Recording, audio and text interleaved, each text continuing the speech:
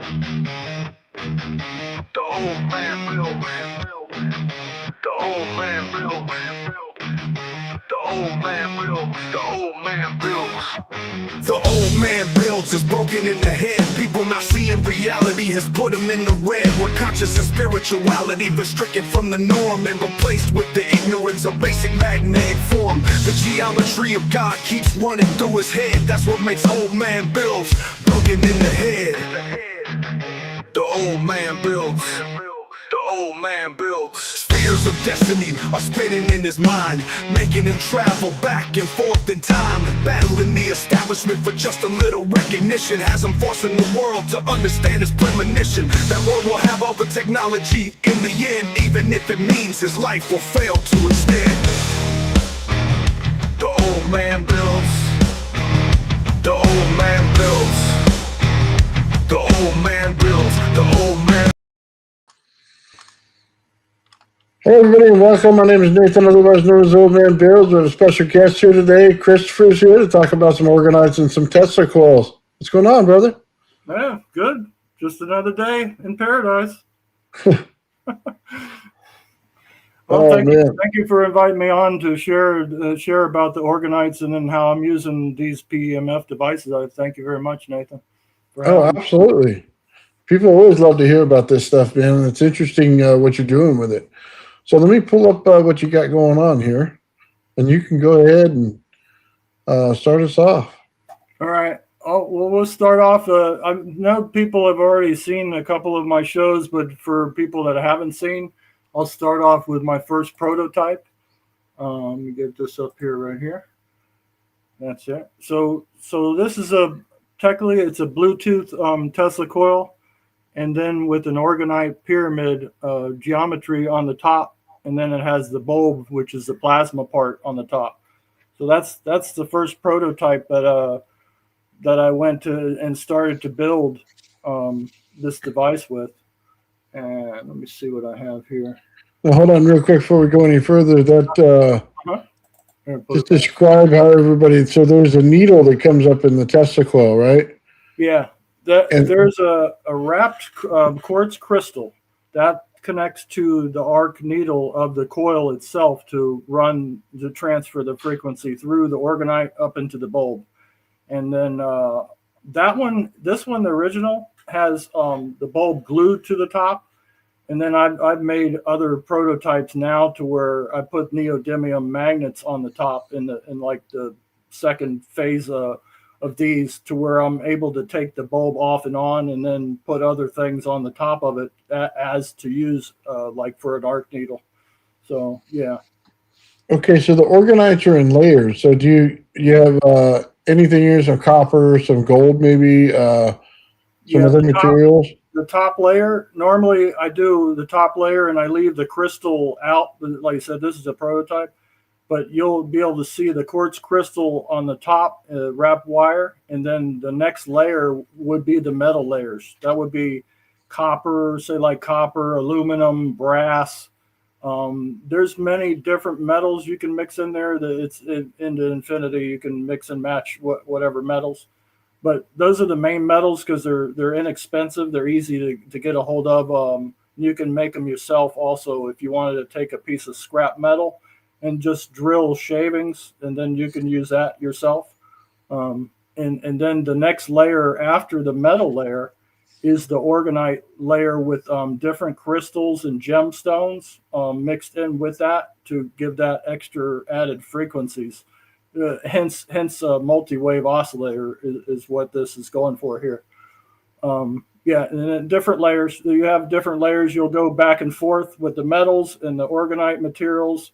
But those are the basic layers, the metal layer, the Orgonite layer, and then the other ones you'll have, you can also I place magnets inside there in different geometric forms and whatnot, stuff like that.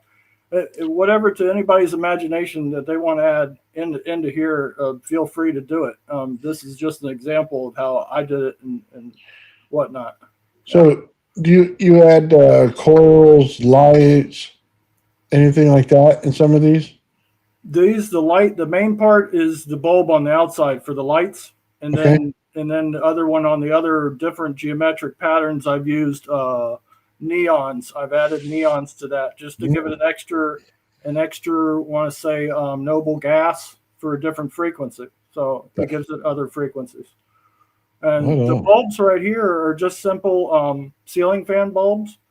And this can be customized also if you're a glass blower or know a glass blower, or you want to become a glass blower. You can get into that and go even deeper, and then blow your own blow your own glass and add your own what would I say, metals or whatnot, but mainly the noble gases, to add the different noble gases if you want to put that inside of there. It's just an idea. I do know a glass blower, but I haven't contacted them yet. But either way, Very cool. It's just an idea. But that's that, and let's see what else I have here. This is how I wanted to add extra accessories to it, and it goes by through the example I'm going to use here is the multi-wave oscillator disc from George Lakowski. And the way he's used it with the coil, let me give a better view, to where they have these coils and concentric rings as antennas hooked to the coil itself. And then I'm going to show you later as we get into it, the coils and the way I'm using these coils and how I've introduced them into it to be able to use with the PEMF device to broadcast out frequencies. Instead of what they do is see how they have him sitting in the middle in between it, and you have a coil, you have the coils, and then you have, which is technically an antenna, the way they have their rings to where they're sitting in between it, getting the energy in between it. And then what I've done is gone small. I'm just using a smaller version of that multi-wave oscillator from George Lakowski's discs, and I've placed them onto which I'll get to the next one. Actually, I'll bring it up right now.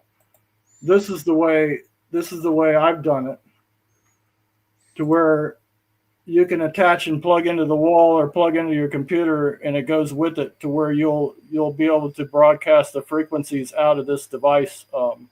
And then you can place them on each side of the room and sit in between them, kind of like that. So now you're getting the sound frequencies. This is what you're getting out of this, transferring from the PEMF device in through the electrical wires. So when you fire this up, you're getting the frequencies, the multi-wave frequencies, which I'll show later.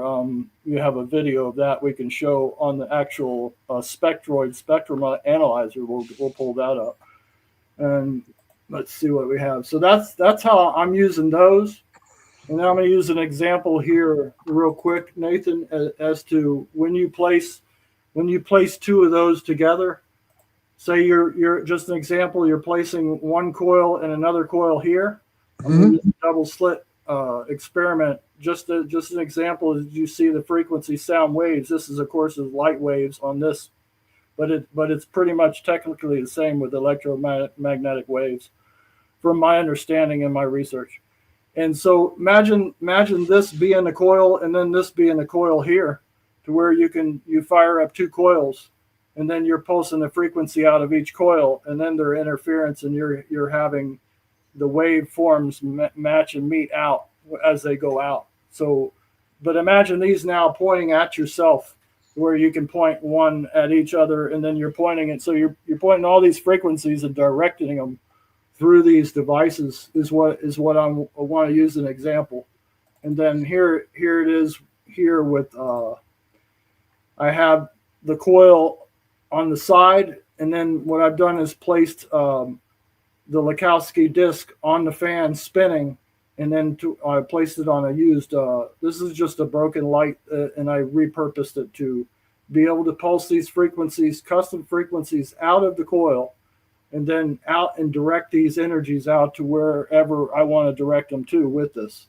Is my purpose of it, and how to use it, and how I'm using this device. Let's see what else we have here. So real quick, in that, what is it called? The MHT or MH? What do they call that thing? The one with the two antennas on it. The Lakowski discs. Yeah. Yeah, the George Lukowski discs. They're disc antennas. Let me Okay. I'll pull it back up. Yeah. This one. Yep. So I don't have the actual antennas, but I'll just let you know I built two Tesla coils, and then between each other, I was getting the beat frequency because you'd put one at say 250 and then the other one at 240. And what would happen is the wavelengths wouldn't line up. So you look at your oscilloscope and they'd be close to each other, right? So Yep. when they were close but not aligned, they were putting out a beat frequency to each other. And then you could put light bulbs in the center and you'd see the black part of the light come on and then individual balls in each one of them. And it was showing you the wavelength of the beat itself, like this. So I was just wondering when you did your fans and they have this on the ends of them, did you look for that in particular when you built them? I haven't looked for that yet, but what I'm doing to see that, you want to be able to see the wave patterns. Is that what you're trying to explain?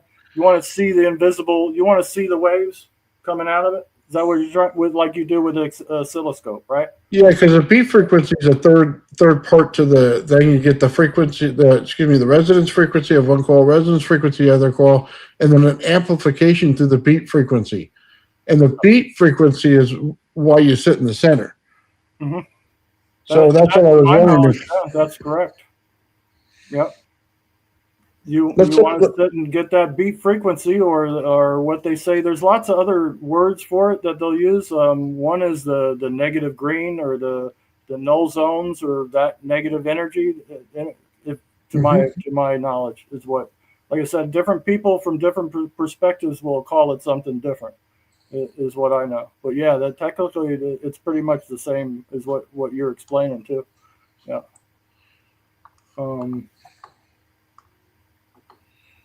Very cool. You want me to pull up that video for you? Sure. Okay. Yeah, since we're talking about that and the frequencies of the spectroid one here, yeah, this one is with it on first, and then it has a wave on the spectroid. You can see the wave waterfall. Now, when it was first on, you can see the lines and the different frequencies, the multi-wave frequencies on there being broadcast. There's the lines again, turning it back on. You see in the waterfall, then the lines, and then also you can see it in the spikes. In the spikes, since it's not zoomed in too good, I can do other ones where it'll show that better on the top, to where you can see each frequency, and see now it's turned off again, and then you don't see those lines in there. It's sound also, but at the same time, it is electromagnetic frequency airwaves going through the airwaves, also broadcasting through that, and that Absolutely. right to me is proof of it. And So, that's why I wanted to display the spectroid analyzer, on that, to do that. Yeah. I was going to say my 3D printer was doing this. So you ever hear the alien sound from your 3D printer? Like it would go, right? And you're like, what the heck's going on? It's making a weird sound. Noise, Yeah, so when the aluminum gets in resonance with the motors themselves, it starts to make sound. So they take devices all the time to dampen the sounds in your 3D printers. They used to have the Ender series printers. Now they just do it normally.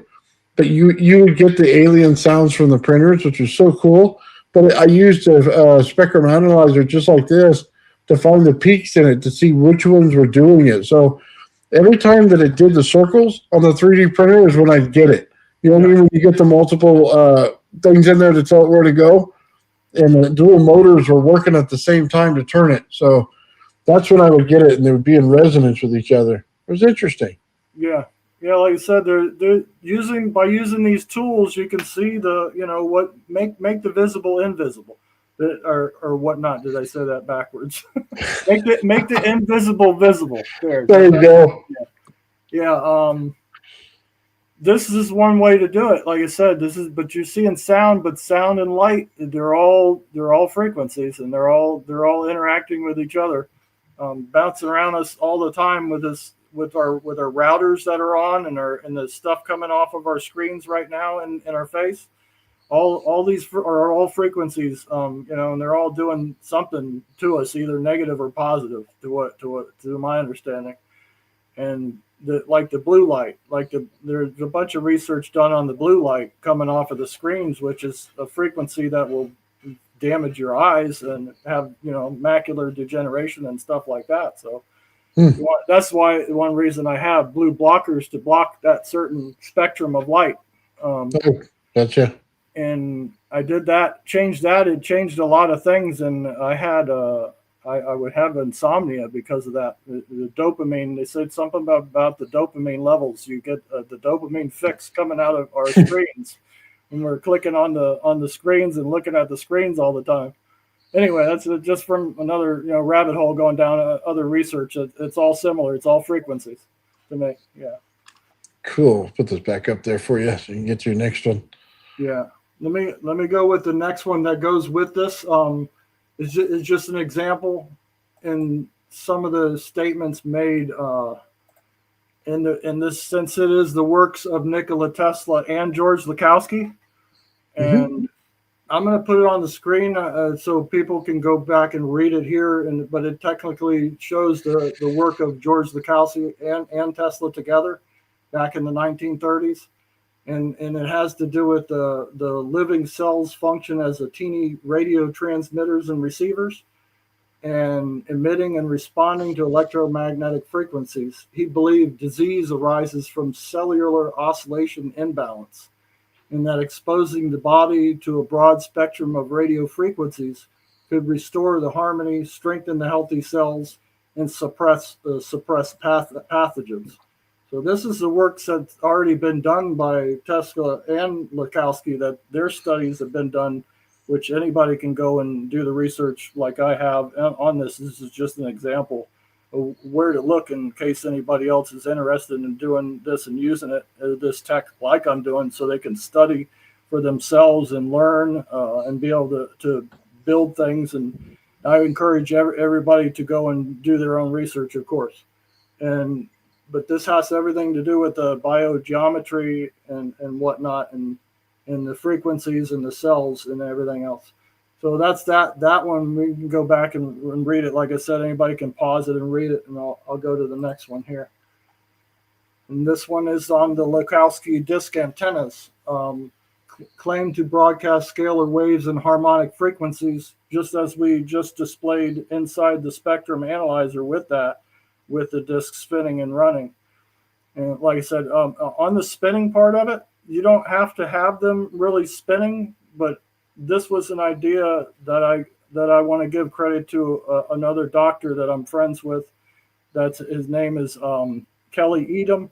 He's written a bunch of books and stuff on certain stuff like this, but he came up with the idea, and I want to give him credit for actually the use of spinning the Lakowski disc and putting them on fans to use them to broadcast the frequencies out that way. So good shout out to him, and give him credit for that idea that I'm incorporating in my builds. That's that. So we have the Lakowski discs, and they often based on harmonic nine ratios and the golden ratio to capture and amplify the electromagnetic energy that's being pulsed either through the wires or the atmosphere here that's right in front of us, which other words they'll call ether or whatnot. That's just another name for it. So you have the Lakowski discs. And these are technically antennas that broadcast the frequencies out from whatever your device's PMF is pulsing out, whether you want to do custom or just set it manually and pulse the low frequencies out. Let me see, there's another one here. And this shows the scalar part of it. When you're putting two, I'm just using this example, just a little diagram when you're placing two. And it goes back to what we showed earlier on the frequency waves coming out, like the double slit experiment, the way they're intersecting and canceling out in the null zones and whatnot. So when you're putting two of these, when you put two coils together, and then this talks about bifiller coil setup, which that's the ones I'm using that are Bluetooth compatible, to where they're by fillers. When you set up two of them and connect far ends together, say like I have it right now connected, one on each side of my home. I have one connecting on this side, and one is connecting. I just happen to have a water heater on the other side of the house, so that's pulsing frequencies now into the water heater and that electrical side into the back into the ground or wherever, and however far, depending on how much you have this turned up on the frequency and the power level. But it does not need to be turned up at a very high level, from my knowledge and from my experience, and then also my experiments that I've done, because my wife can hear it in her Wi-Fi headset. She can hear the ticking, like I want to call it the woodpecker from Thomas Beard and stuff, the Russian woodpecker.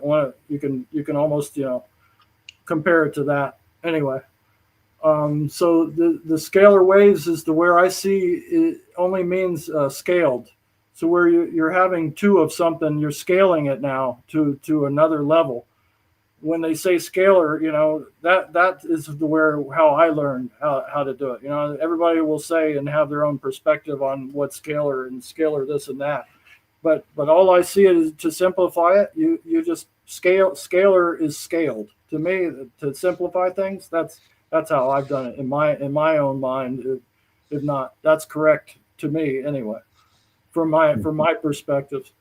So yeah, you have the dual Tesla coils resonance system, using two coils now. So that's where I'm at in my stage now. I started out with just the one single coil.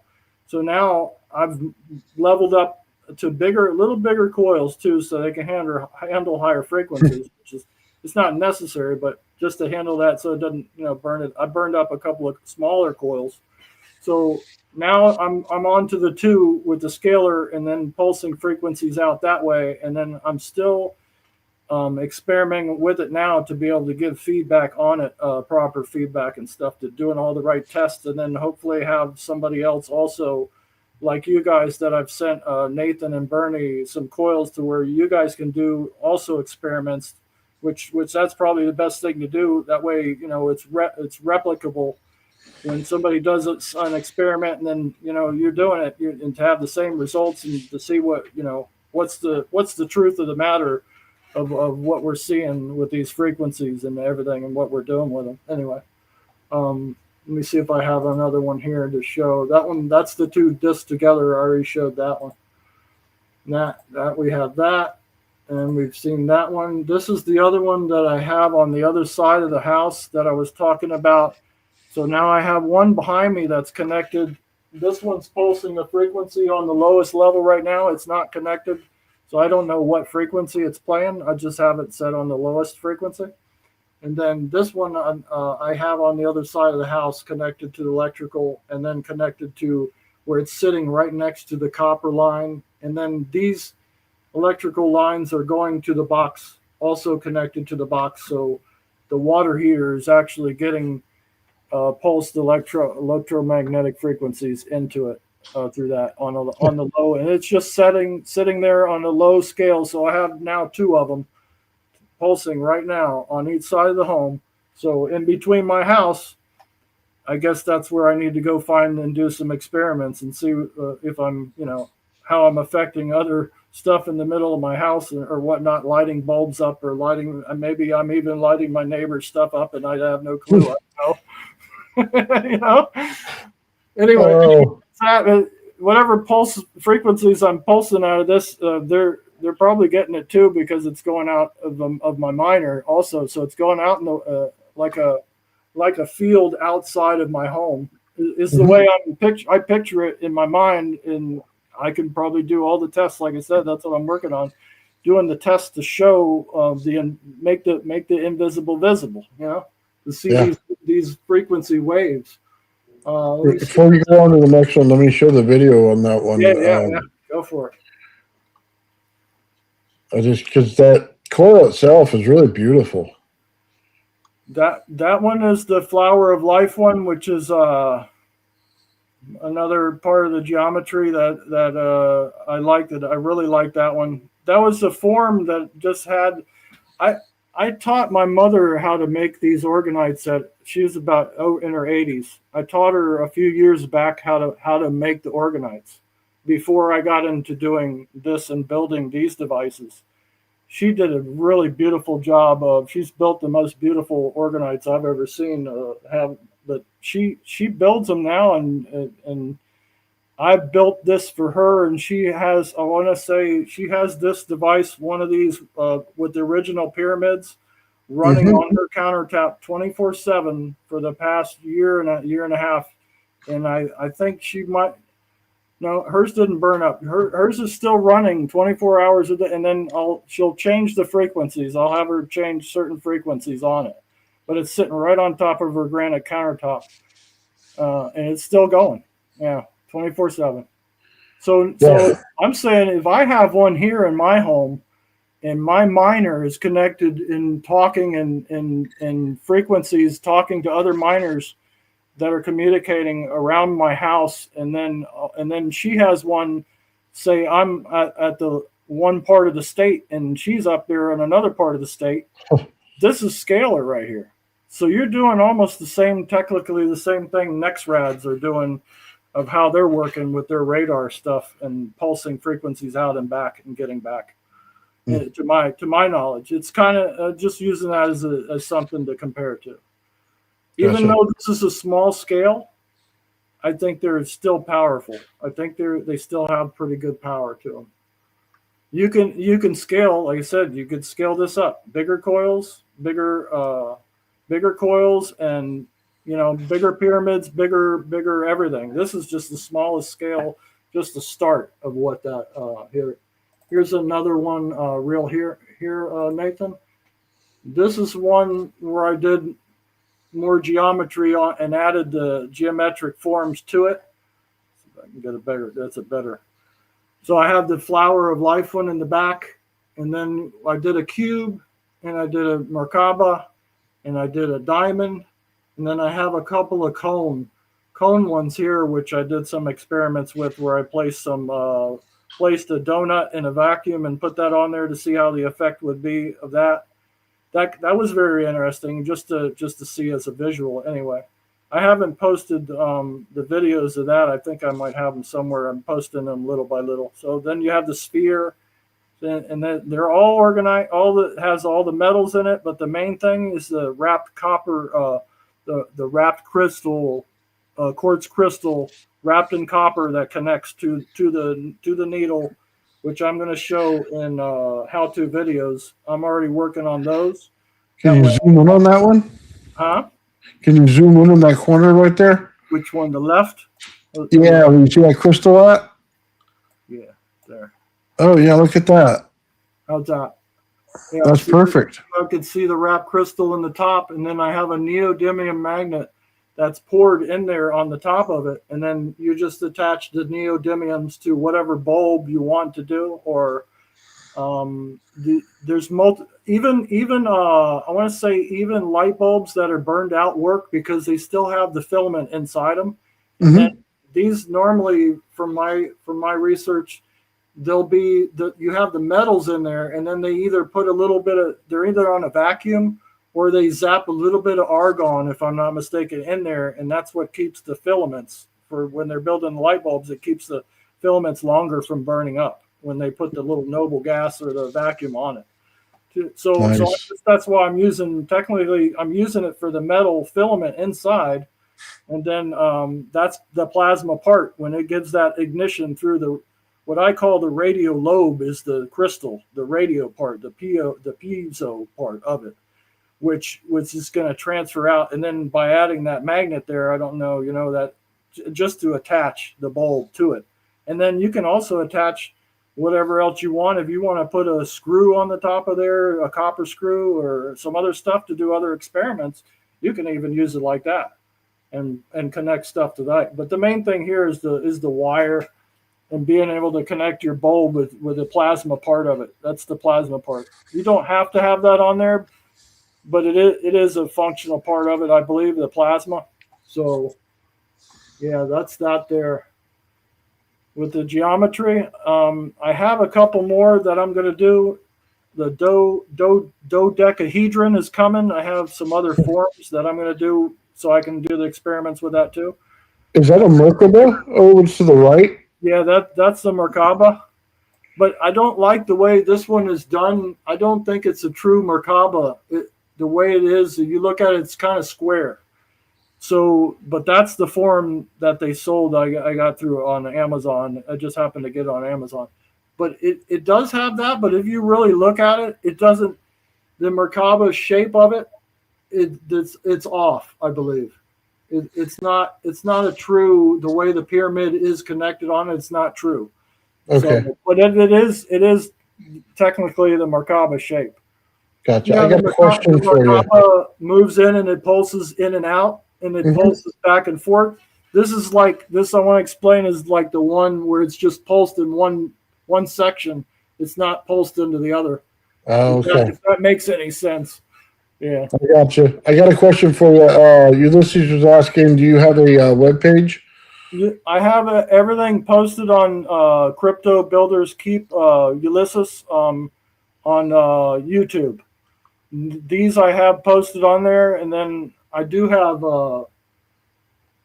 it on minds.com, CBK Wahoo, if that helps. But YouTube is the best in my because I have these displayed with some videos of them running, and then if anybody wanted to any questions that anybody had about them, and then I'm also making videos on each little step on how I'm building these. So if somebody wants to build them, they can go and build them themselves, free source.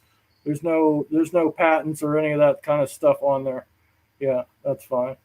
The YouTube, yeah, I went crypto. ahead and put your link in the chat.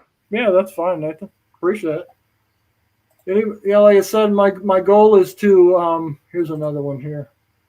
My goal is to be able to show how I use these and how other people can use them, and you can use them for many different use cases. To being able to pulse, you want to pulse custom frequencies out of a Bluetooth coil, and the one app I'm using, this one here is the display I'll show, is the bell saucer shape. And I had put some. This one, of course, the bulb is off of it right now, and I was doing experiments with it. So I put some electrolysis water on the top of there to see how it would react, and it did a nice little burn with the color. See if I can do that. See the way the color is burned off of the top of it. That's the electrolysis water where it reacted with it when I'm pulsing the frequencies out of it. So I was just doing that, just the experiments with it, without the bulb on it. Like I said, you can place your hand on the top of that if you wanted to, because your blood is circulating through your body, and if you by placing this is another use case. Like I said, just using this as an example, you can do it. You can shock yourself. It really doesn't. If you're having the low frequencies, it doesn't give you that much of a jolt to where it hurts you or burns you. It's like a lower heat on it, so you can safely put your hand right on top of that and just hold it there for a little while, and run the frequency through it, and then your body's all your blood cells and everything is you're gonna get it. You're gonna technically program You're yourself. zapped. Yeah. Yeah, zap yourself. You zap yourself plenty of times, right, Nathan? Oh yeah. I know how it feels. Yeah, but for this, you're not, really zapping yourself or doing any of that stuff like the wands, the wands that they have with that on there with the gas on it, where you're zapping yourself and you're getting if you do it wrong, you'll zap yourself. If you put it up yourself first and then turn it on, because of the static electricity, that's what really gets you. That's what that original that zap gets you, just jolt you. Huh. Yeah. But if that's the stuff you like, or anybody likes to do that, feel free to do it. I don't particularly care to do it and zap myself like that. It's totally unnecessary. But if that's what you like, then you can do that. It's all good, however you like, Nice. But what else we have here? Did I show this one? Yeah, I already showed this one earlier. That's You showed that one. with the BG3 on the BG3. There's other people I've studied on the BG3 energy and the shape, and that's another thing that this has to do with the shape. They call it the shape causal wave. So your geometry is going to determine how the wave goes out and propagates out from it. So when you're pulsing the frequency with a sphere on the top of the Tesla coil head, or your example, you're going to get a different frequency wave broadcast out from it. Pretty much that's technically what it's going to do. That's all I see that it's doing is pulsing it out a different wave form frequent, and then you're having everything you put in here inside of it is a frequency with crystals and gemstones, and the metals all have their frequency. So you're just adding a merry mix of frequencies in here, hence multi-wave oscillator. Thank George Lakowski and Nikola Tesla, and all the good ones. There's research that goes with this is Royal Rife, Raymond Rife, and Wilhelm Reich also. And then Dr. Robert Gilbert's a good one to look for the BG3 energies on the energies of the geometry, the biogeometry. And then Thomas Bearden also had some good stuff, I believe, on the biogeometry stuff. He's alerted me to the woodpecker one, the woodpecker signals way back when, that I studied this, because it has everything to do with it, the way this is going out with the word they use, scalar and whatnot. Here's another one. Here's a good one I like to share of a fire that I built, but it goes by the other stuff that Malcolm Bendel is doing, his works, and then also not sure the name of whoever Malcolm Bendel was using the pyramid part to where the elemental pyramid, and they have this and they show it in the middle of the fire. This was just an example I wanted to use with that goes with that, how it builds out. And then the main thing I see in there was like helium, to where they're burning the stuff, and the helium gas is the one that, you put a helium balloon, that sucker is going to fly up to the atmosphere, and because of the weight, the elemental weights and stuff. So I thought this was a cool picture to show, to demonstrate that goes with it, with the frequencies, talking about frequencies and stuff, and then how the elemental stuff, properties of the gases, the different gases work and everything, and then our elements to where what's below the ground. Below the ground are all our heavy metals are down below us, our feet on the ground, right? And we got to go dig them. We go digging them up out of the ground and using them for whatever purposes, properties, and their frequency properties, and putting them in jewelry like gold. Gold has supposedly a high frequency. And here's the color right there. There's the color of gold, also inside here in this.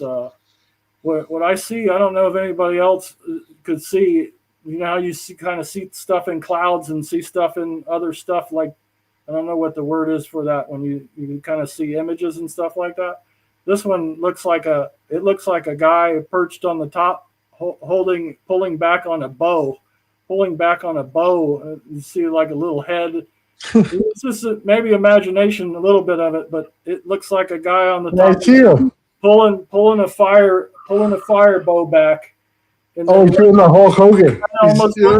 Right? Yeah, like that. I don't know. It was just an interesting photo that I've taken, and I've caught a lot of wild stuff in some pictures, and I thought that was cool to share, because it goes with it goes with this one.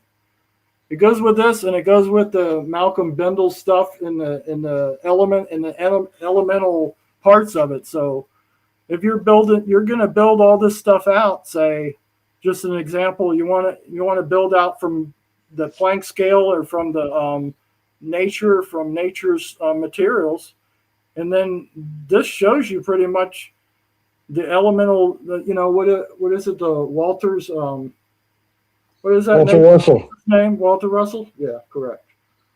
This is his thing here. But if you notice, all the gases that are up on the top on the higher scale, like the fire, just like in the fire, You have the neons, you have the heliums up here, and there's some other ones way up here. Argon, you have the krypton down lower, and then all of these are heavier gases lower down to the earth.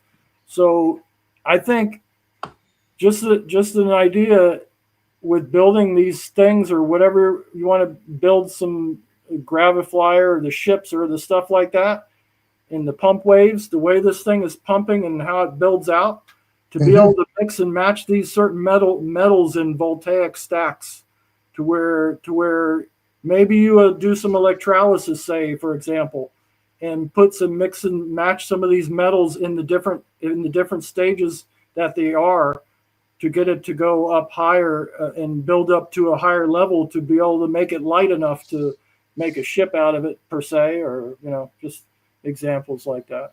Well, harmonics is in layering. Yeah, the harmonics are all in there.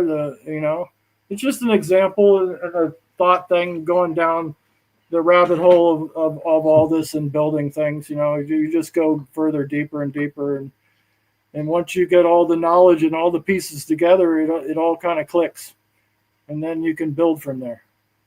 So, yeah, what else we got, Nathan? Well, I was just going to mention some stuff on this. The on the Russell scale. Yeah, here, I'll bring it back. It's the harmonics that you want. So if you notice, they put gases in the beginning because of the amount of electrons that are on something and how they build out. So if you put some metals up there, they put off electrons, and they also put off ions in there. And then you're going to ionize the air in order to break things apart and put them together. That's kind of the trick here of this whole thing. Ionization is the transformation of all of them because it removes the electron from the situation temporarily before it puts it back together, so transmutation is possible. But that goes right into what you're saying. When you get the multiple frequencies in there and you want to bend them together, you're going to have to know that. You know what I mean? But you got to look at this a little bit different. Instead of like how it's building out like an S, think of it as circles. Perspective. Or, yeah. So 1, 2, 3, 4, just like they show a harmonic scale. You're looking at, picture this scale, but looking at the top of it down from that perspective. Also, yes, another way to look at it. Right? So those are your zones in there, and that's how you start to build things. That's how they hold each other in, because while one goes to the right, one goes counter to it, and it's like a locking mechanism for gas. So it locks one in one, and then it counter rotates and locks the other in it on the opposite way. And that allows you to get everything zoned properly. That's why we say when we do the RAV that it builds all those zones out automatically, because it automatically filters through all of the gases in there and moves them into their correct spot. So as you're sitting on the earth, you go up in the gas zones, they're all structured based on how heavy the gas is. You know what I mean? Yep. That's exactly how it works. Yeah, it shows it right in the chart. It shows it right in here. That's why I thought that was a good example to share, that goes along with all of this electromagnetism and frequencies and whatnot, and building things. Mm-hmm. To build with the elements that we have here and mix and match the elements to where we get the results, and building also the geometry of it. The geometry is very important in the geometry of how you build it. With all this frequency vibration equals energy. So that's where we're getting at. It's getting good now. Everybody I see that's doing awesome works on the internet, Old Man Builds, Bernie, Crypto Alchemist, and all the rest of the people, Faraday Research, are doing really good stuff like that too. So it's getting really good and interesting now to see what's going on with everybody's builds. Like I said, thank you for letting me come and share this the way I'm building these PMF devices and what. I have another one here that I have a piece of I found this battery pack to where I can actually plug this thing in and have it wirelessly, and then just hang it. I can hang this in my home anywhere and direct it at me or outside anywhere. If I want to fire the frequencies out that way, I can do it this way. by hanging that like that on a wireless one. So that's pretty cool there. I thought that was interesting to share that, just a USB battery pack. We have all the battery packs and stuff like that, and putting the right materials inside, to build it, capacitors and whatnot and everything else. I thought about doing a small scale arc and stuff like that, but I don't think that would be very wise to do in my backyard for certain purposes. So I already thought about it plenty of times, and John Hutchison built one, but what I see in that, I've already talked to him a few times through the Bob Greenier's Substack. He'll even talk to you. You can ask him questions on YouTube for some of it. But what I got was when he rebuilt the Ark of the Covenant, he put external power to it. There's one thing that the alchemy inside there was either missing. There's one part missing. Inside was the alchemy, what I believe was inside of it, which is the mana, which is monatomics, which has to do with why and how that thing will build out as a capacitor to build up energy to build the spark. So it's funny you say that, because Bernie was over here, and Bernie will be back here this week. He was building this stuff, and he put on the voltage to it and got it running, right? And then the next day, he just took the voltage off. And he says, watch, Nathan, I'm just going to leave this alone and watch the next couple of days. It kept running. He set a precondition in that thing with what he used to keep it running by itself. It didn't need external energy, and it was still going at the same rate that it was before. So there's a lot to what you're saying right there, because I've seen it myself. Yep, and it's the shape also, the wheels within wheels, what they call it, Bob Greenier, where it's building out and voltaic stack like. But it has a lot to do with the elements and the right, dielectrics and the elements that are being used inside. There's something missing inside of that arc, is what I'm trying to say. And he built it, and I'm trying to, get him spark and get him to build another one. But like I said, what would be the purpose in that? Because we do have battery packs and stuff and capacitors now in this day and age that are similar to that. But not so much. If you want to get it out of the atmosphere, you want to get it. And he stated himself, it's static electricity. It works on the static. So in the pyramid, it comes down to the pyramid too, because if you read all the text and do a bunch of research, in my research, it shows that Ark of the Covenant was up inside that King's Chamber, sitting up in there, and then around the crystals and the whatnot. Is what was able to broadcast out, like the radio lobe, which is the crystal granite part of it, where it was encased in, or the whatnot, to do the sparks. Anyway, that's just some of the stuff. So just hold on. Let me say something real quick. If they were having granite tablets, okay, and that's what they used, and were they near Mount Sinai? So you have some kind of a little atomic stuff going on there, right? But just so you know, that anytime you get the granite and you put water into it, that acts as a capacitor. So in that system, they didn't just put the tablets in there, they put a capacitor inside there. So if you got an electrolysis that's already started in there, you put in the granite, it acts like a capacitor. You put the two angels across from each other, you're going to get a dielectric field already. At some point, it's going to spark what you could see as a RAV. Okay? Yep. And well, it's more than a spark gap, because the spark gap is random to each point of it, and they'll come off different things. If they're seeing the face of God in there, you're going to have a coherent structure in there. So you would need a form like the RAV. Now, what's great about that and why it works in this scenario is when you circle the walls of Jericho so many times and you blow the horn, in the device you're using now with the fan, right? It's kind of like the same concept. You're blowing the frequency of the horns, but you're also taking it in how the sound waves come out, right? So it's taking whatever you're putting into it, putting it into that waveform like layers, one on top of the other, right? until it hits something. So it's like a directed energy hitting it.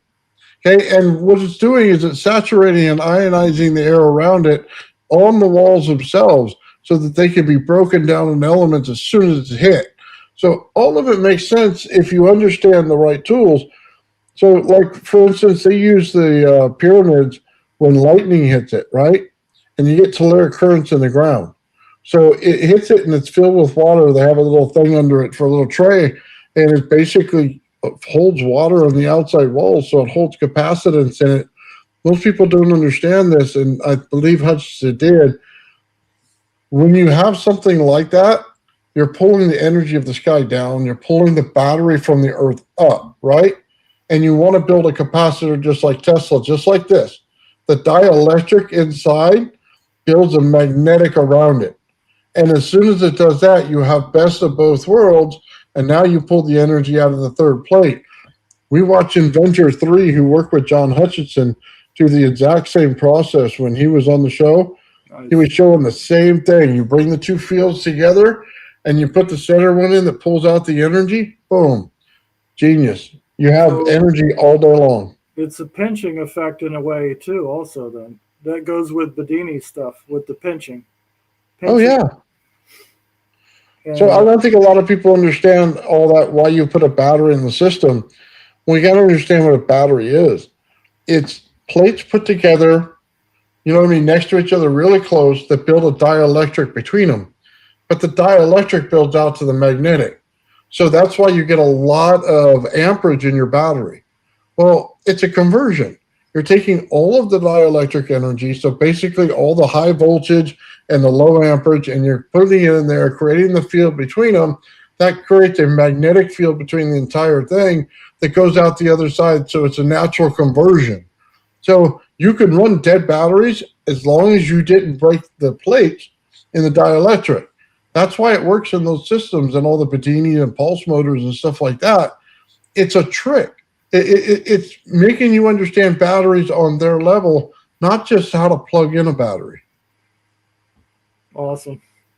One thing I would like to add on the pyramid part, Go ahead. how they built the structure and why they built it so big. It's to bring the ground level up.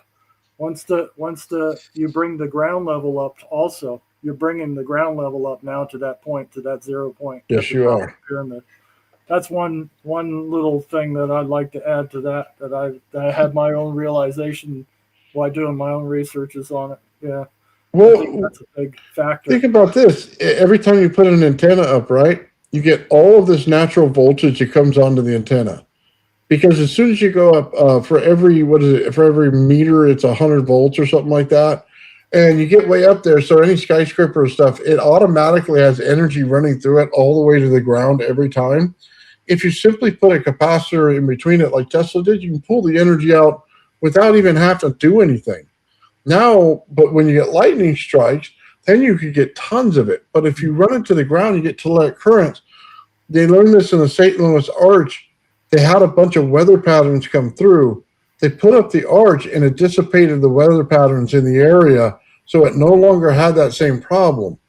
You see, not everything's just grounding. There's energy in all of it.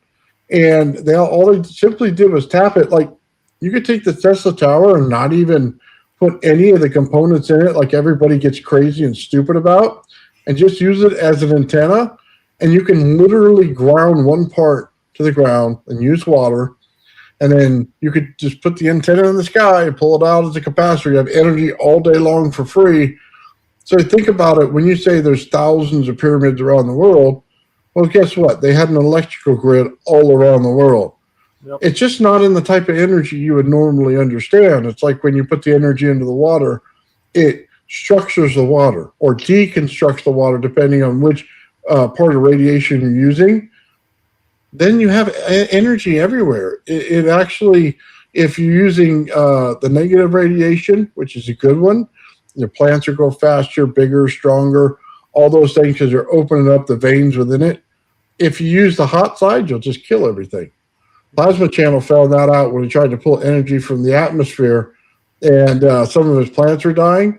Well, yeah, because you're using the hot side of radiation there, buddy. I can tell you, I have a tree outside that's in between my smart meter and a cell tower, visual of a cell tower. And on one side of my house where the smart meter is, the tree just died. My other tree on the other side of the house is fine.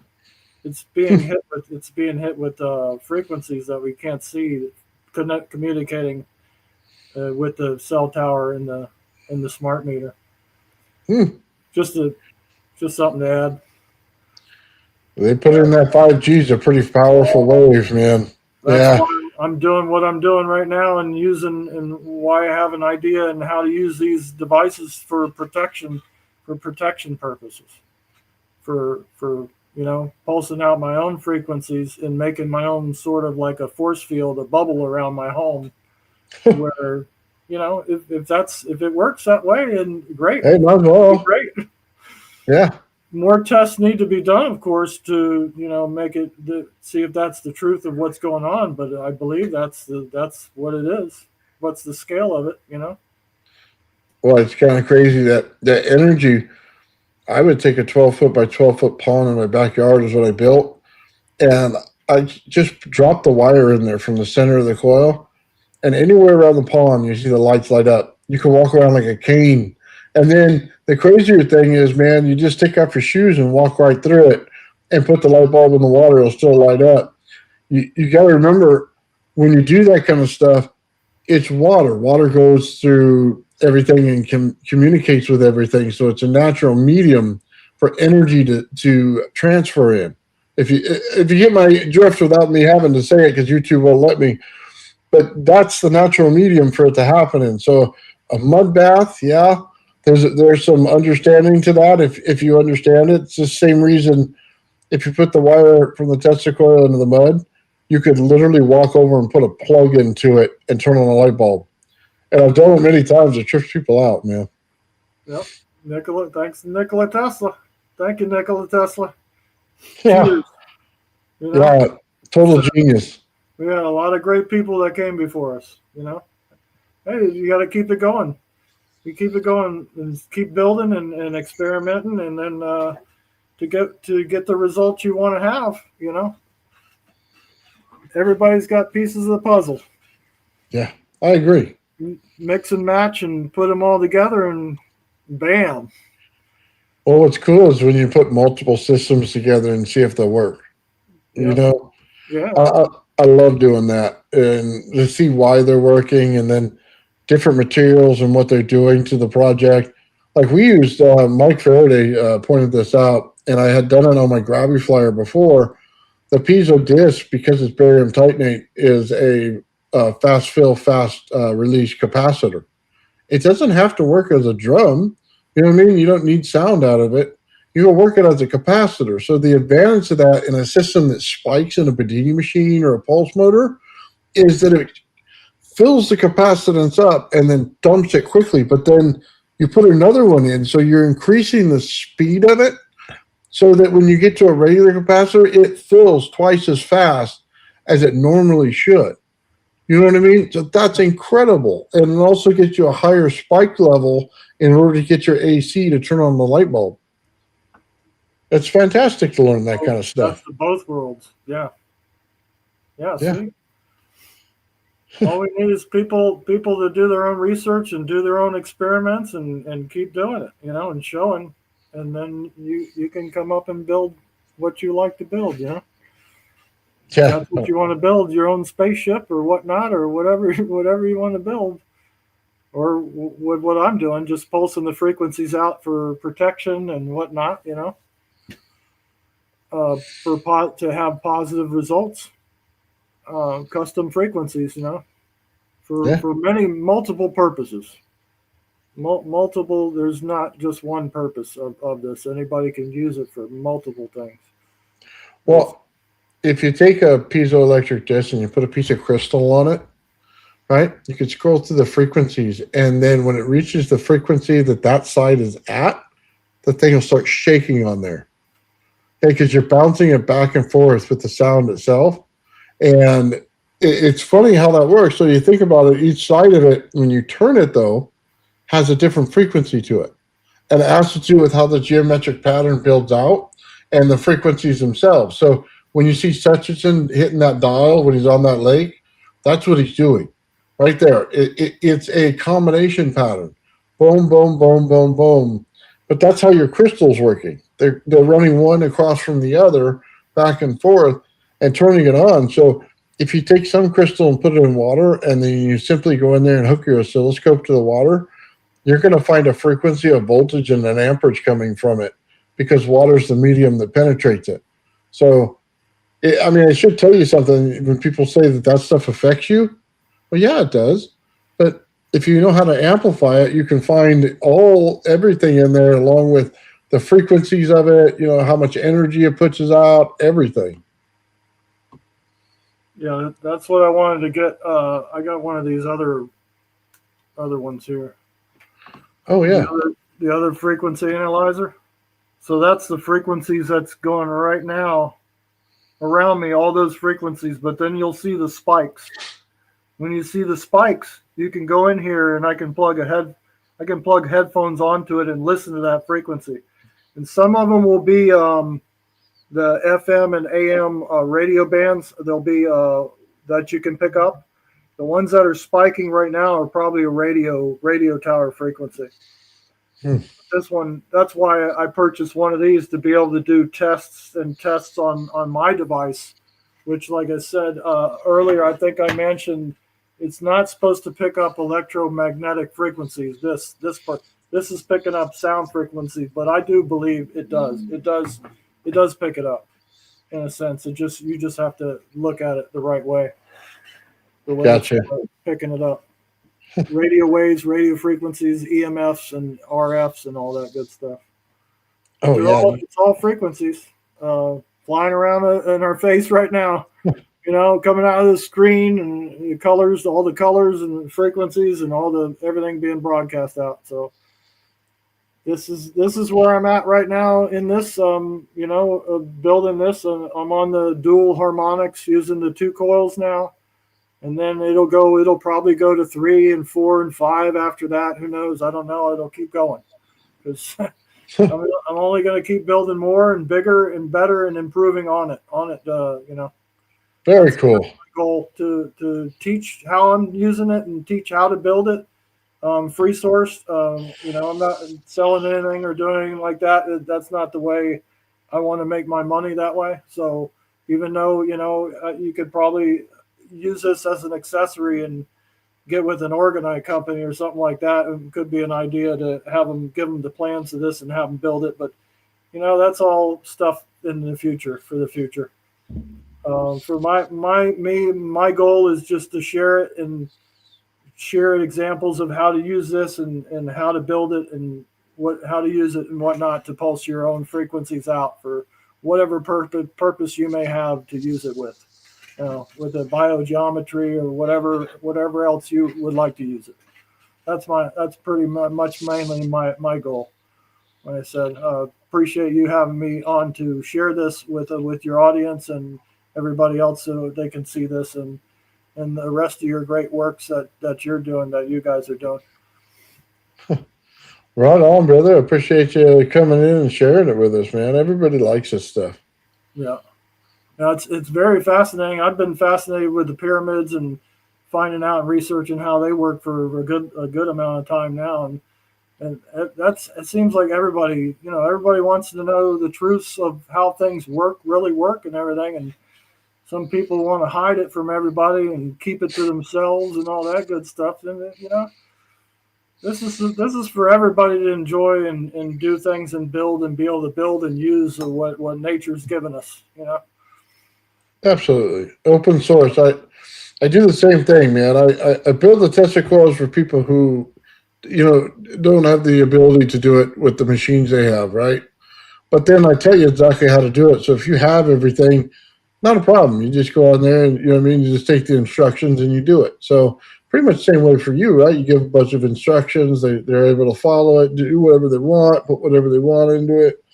That's cool, man. I love open source. Yep.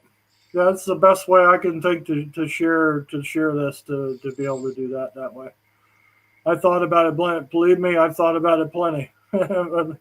A lot of thinking goes in before doing. Yeah. Yeah. Real quick, I just want to shout out Traveling Fools real quick. We'll be back here for Friday on the show. We took off this last Friday. And then also Joe and I have Plasma Unleashed. And have you ever seen any of the Plasma Unleashed that we done with the RAV? Mm-hmm. Yeah. I've seen most of them. So Joe is directing this whole episode. Okay. Nice. And Joe masterminded the way he does it, and he formatted it differently, everything. I just got to say, man, I am thoroughly impressed in what he did, and everybody's going to love it. And he gets into some real technical detail on some of it, keeps it light on the others, but it's thoroughly entertaining, man. Different, little more AI into it than I ever do, but it's really cool. Yeah, the AI is a good tool to demonstrate stuff like that. You know, a lot of people don't enjoy the AI, but I like it for visual stuff. Is great. You know, using AI in that way, in that sense, to display something like that is awesome. You know, doing it in the right way. It's awesome. Yeah, I had someone ask me a question. So it had to do with Jack Staffardi. And Jack Staffardi, I don't know if you know who that is. He's on APAC. I'm not familiar with that one though. Okay, he said basically he has anti-gravity now, is what he's saying. And I was laughing, right? And here's why. I'll just explain this. If you're using big G in your math, right?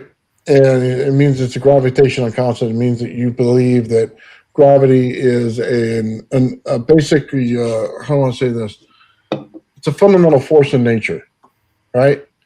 And it's emergent based on your field. So as soon as he puts in the wrong math right there, he failed. And because gravity is how you build anti-gravity, because it's not technically anti-gravity, it's building gravity. And it goes back to the Russell scale. We talk about compressed gas, right? This is what I try to get across to people, and they don't understand. There's already anti-gravity out there on the internet. And it's very simple. You're ionizing the inside gas in order to get rid of the impurities, in order to make three simple fields out of it: a center core, two outer cores, counter-rotational in nature, and they compress. How much they compress is how much anti-gravity you have and how much inertial mass reduction you have in your craft. So just so we all understand each other, and people say, well, what about the geometry of the craft and the gravity flyer? I go, well, then you don't understand the Earth properly. The top of the Earth rotates one way. The bottom rotates the other. You have a center divider as the equator, right? But that's exactly what's going on here. What happens to the air on the bottom, it goes like this. And the air on the top goes like this, right? But then in that, they build the resonance itself. So this is where the Russell scale comes in. The resonance sets the outside field in the bubbles themselves. That's why when I tell people Sean's is 94, 98, and then 102 kilohertz, it's massively important to understand that, because it's a harmonic frequency that builds out between resonance and layers, and it gives you the actual distance you need between them in order to get the compression right. It eliminates all the gases except for the gases that fit in there based on how much they weigh, okay? That's massively important to anti-gravity. Jack has none of that in his whole thing, right? I know he doesn't have it, okay? Because he doesn't understand what gravity is. He uses a big G. I have things in here, man. I built a year and a half ago. I built the field around the gravity flyer, and I already figured out the fields on it. I have the thing inertial mass reduction to 0 on a scale.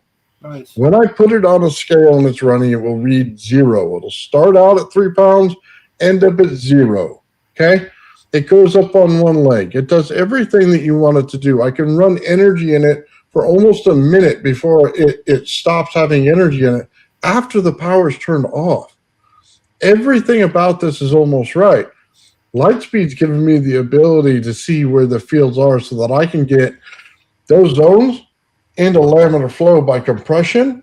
And as soon as I do that, my day is over. I'm done building this thing. I have it all mastered except for that. And that's how that little fine tuning of all those little sensors around there gives you the picture of what you need. So for those of you asking out there on that thing, one, Jack Staffardi doesn't have it, and he's far from it. They doesn't even understand the atomic structure in the center and how it builds out the fields and harmonics that they've been telling you through history forever. Okay.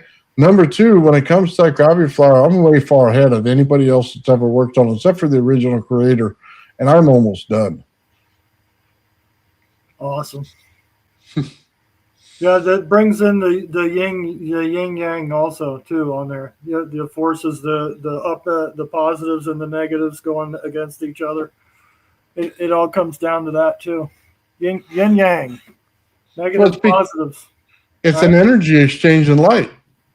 That's the yin yang. It's an energy exchange in light to plasma.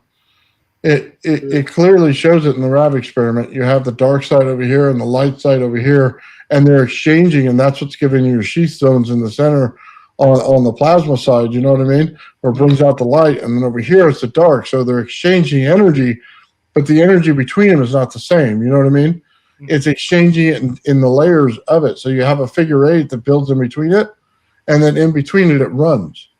You know what I mean? Yeah. So it shows you the answer. That thing, that RAV experiment literally shows you everything in nature you ever wanted to see.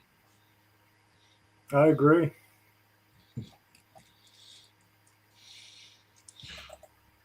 Hold on, brother. You got anything to plug or anything you want to talk about? That I probably much spit it all out. What I had to share on the Orgonites and how I'm using them and where I'm going on the next step of experimenting. There is one more picture I wanted to show, and it has a lot to do with the RAV, and I don't know. Here it is. I'm going to close with this, Nathan. Okay. I'm going to show you this, that I came up with this realization after looking at it. But tell me if you see the same thing. In this right here, can you see the RAV in the center of that eyeball? Yeah, see it right there. The RAV builds out, and you see the concentric circles around this, and then all inside, even the pyramid, and then the light rays emanating out from the pyramid that seems to be levitating on top of the other pyramid structure. That's beautiful. I don't know if anybody's ever came out with this, but it's sitting right in front of everybody's eyes every day that uses the dollar bill or wherever they have, which is mainly where this is, sitting right on the dollar bill in everybody's faces. Right? You know what I mean? Like to me, it's like something that's like hidden in plain sight. Okay, zoom in on the eyeball real quick. Joe, look at that. I don't know if anybody's ever mentioned that at all or anything, but I saw it one day and I came and I said, man, this is the same thing as looking at the RAV. This is the build out. This is the build out. This is the kind of like the secret stuff that they like to keep secret, which is not secret at all. It's out in front of everybody's faces, right for everybody to see, right? With the big eye staring right at you. You know what I mean? It is. The exact same too. That I had a realization of, alpha. Oh my God. Yeah. Okay, so hold on. When we see the other image, okay, it's a reflection of the RAV itself. It's a mirror to it, right? Mm-hmm. But it builds out in green in the center and pink on the outside. So if you look at the eyeball itself, you got the center, right? Yep. And then from that, you have two rings that are darker on this image right here. Those are your green rings. And on the outside, the two lighter ones, those are your pink rings that you see right there. Just in the eyeball itself, it's the exact number of rings. They had it down to a T. You see it, right? You see it. Oh, yeah. I'm showing it right here in front, and everybody sees it mostly. And then you have no, you know what I mean? It's like, here I am, right there in front of everybody's face. That's so awesome. I'm so glad you showed that to us. That's amazing. You asked me if I had anything else, and I said, yeah, I do have. This is what I got, something else that I thought would be worth sharing. Anyway, right? Right on, brother. I want to thank you, Christopher, for coming in here and hanging out with us, man, and showing us all this stuff, brother. Yeah, man. Everybody's got pieces of the puzzle, and then when you put them all together, you got a hell of a building team, Oh, yeah. With Joe's stuff that he's got, he thinks outside the box, and everybody, building and experimenting. So keep on keeping on, Yeah, And so, keep doing my experiments and whatever I find and that I can share that's worth. Oh, one more thing. oh, go for it. When I did my presentation the other day for Steve's place on Tesla Tech, I had. Let me see if I can show it. I placed my neon ampule on top of the coil, and then when I got real close to it, let's see if I can lighten up right Nice. there. All right, so when this is lighting up on there, when I got really close to it and I turned the frequencies up on that, I want to fire it up right now. Oh, look at that. That's super bright. That's full blast right now on the frequencies there. But when I add the Bluetooth and connect to the frequency generator, you can make that go even higher with the frequencies pulsed into it also on top of that. So when I fired this up and I went over there and looked at it with my naked eye, even with my glasses, I could see it. There's a honeycomb structure in their lattice that you can see inside the plasma in the neon. And then it was green. It was dark green, like a dark green color. But if I turn it up and down a little bit, it's changing all sorts of colors inside of that neon. But the main thing that I saw that I noticed, which caught my eye, was the honeycomb structured lattice structure inside there. You could see it. So you're gonna put that. If you have one yourself, a neon ampule or anything with the neon gas in it, and put it on that bifiller coil, you're probably going to see that yourself also. But I just thought that was very interesting. If you can get a picture of that and post it on your page, man, that'd be awesome. I want to see if it'll show in the camera. I can see it with my naked eyes, but I don't know when you do the camera on it if it's going to show it. And I'll try it. I will try to take a picture of it and see if it actually shows a visual of it, because that would be awesome. It's showing something. There's something there with the frequency going on, with the lattice. Yeah, beautiful. Joe wanted to show you the alpha and omega. Joe's work, right? Yeah, that's nice. Yeah. Awesome, Joe. Yeah, that's this neon, but when you look at it and I get up real close to it, it looks like a neon green instead of the neon color. It's inside of there, that lattice structure of the honeycomb structure. That geometry, like a graphene, looks like graphene almost, I want to say, or a honeycomb from bee's honeycomb. That's exactly what it looked like when I just happened to notice that, and I think that's worth sharing for whatever purposes.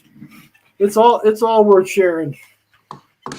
Anything that anybody has any realizations of and whatnot that could help others find whatever they're looking for in their research and whatnot, stuff like that. Right on, brother. Yep. Right on. All right, brother.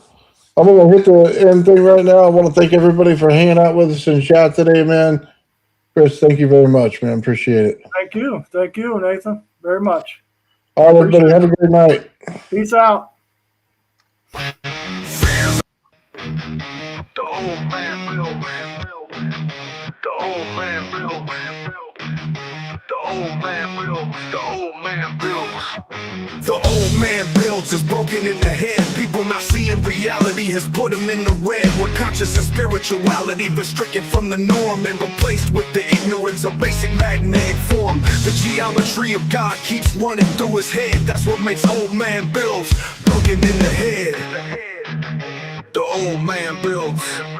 The old man builds. Spheres of destiny are spinning in his mind, making him travel back and forth in time, battling the establishment for just a little recognition. Has him forcing the world to understand his premonition. That world will have all the technology in the end, even if it means his life will fail to instead. The old man builds. The old man builds. The old man builds. The old man builds. Fears of destiny are spinning in his mind, making making them travel back and forth in time, battling the establishment for just a little recognition, has them forcing the world to understand its premonition. That world will have all the technology in the end, even if it means his life will fail to extend. The old man builds. The old man builds. The old man builds. The old man builds.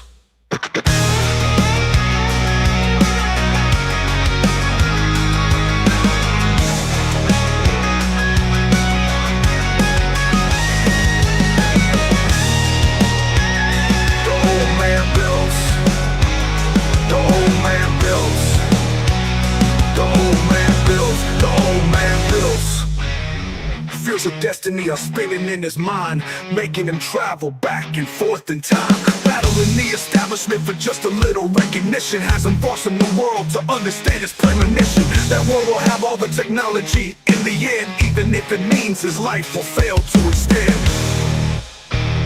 The old man builds.